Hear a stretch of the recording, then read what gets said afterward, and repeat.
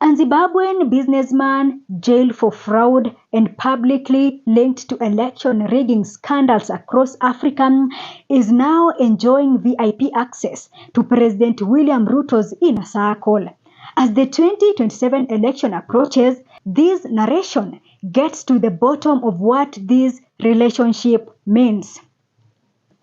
On January 11, 2026, controversial Zimbabwean businessman Wicknell Chivayo, a convicted fraudster known for flaunting wealth of unclear origins on social media, was photographed at Kenya's Sagana State Lodge in a high-profile meeting with President William Ruto and Deputy President Kithure Kindiki.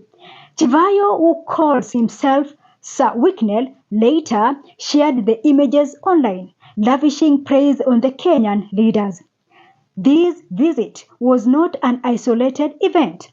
Records show Chivayo has made multiple trips to Kenya, with at least several visits to State House in Nairobi in the preceding year, seamlessly integrating himself into the highest echelons of Kenyan power, despite a past that includes a money laundering conviction and a prison sentence for fraud in Zimbabwe. His access prompted an immediate and critical question. Why is a figure with such a globally scrutinized and dubious background being welcomed by the Kenyan presidency, especially as the nation enters the sensitive pre-election period for the 2027 general elections?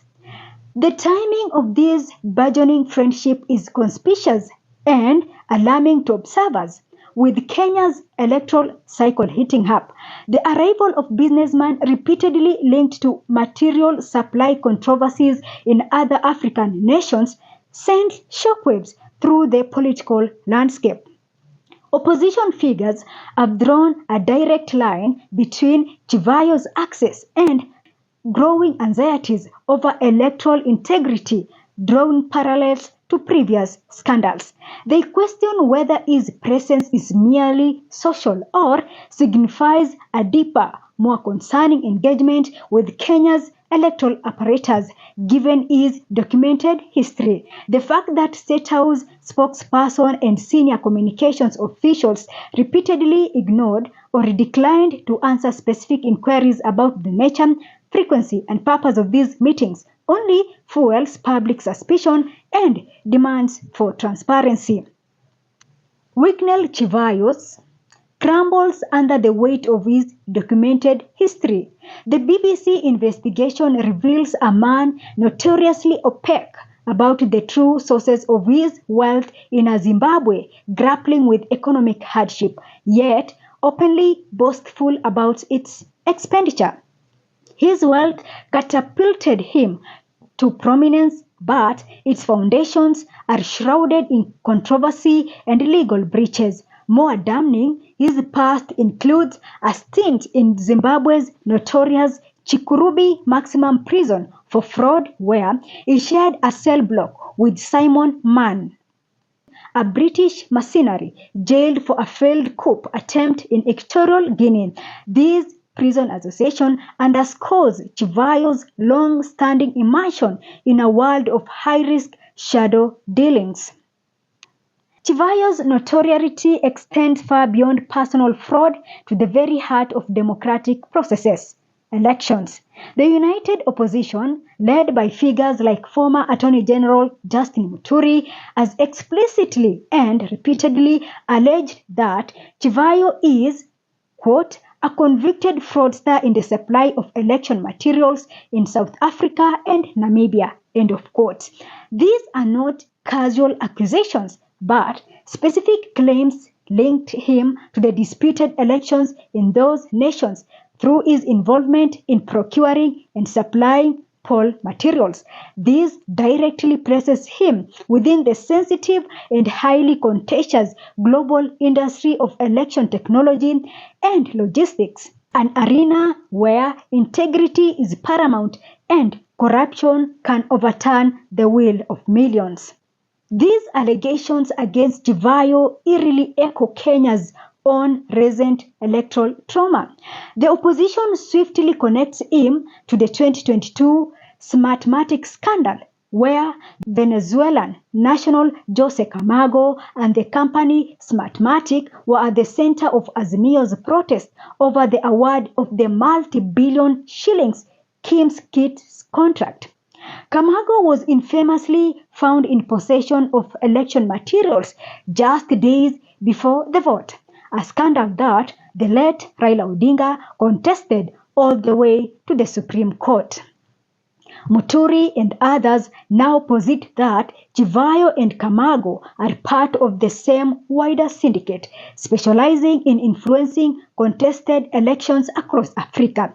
Thus, Chivayo's presence in Kenya is not viewed as a random coincidence, but as a potential recurrence of a dangerous pattern, threatening to cast a long shadow over the credibility of the 2027 polls before they even begin.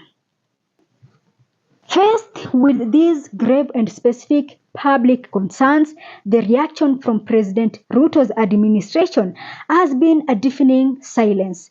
Journalists detailed inquiries sent to State House spokesman Hussein Mohamed and the head of the Presidential Communication Service Monyori Buku regarding Chivayo's interest in Kenya, the number of his visits and the meetings with the president and the ethical dilemma of such an association went entirely unanswered. Even Prime Cabinet Secretary Musalia Mudavadi, doubling as a Foreign Affairs CS, did not respond. Only Foreign Affairs Principal Secretary Korir Song'oe replied, tersely stating that the question were, quote, outside the remit of my responsibility, end of quote, a bureaucratic dismissal that avoids the core issue of presidential judgment.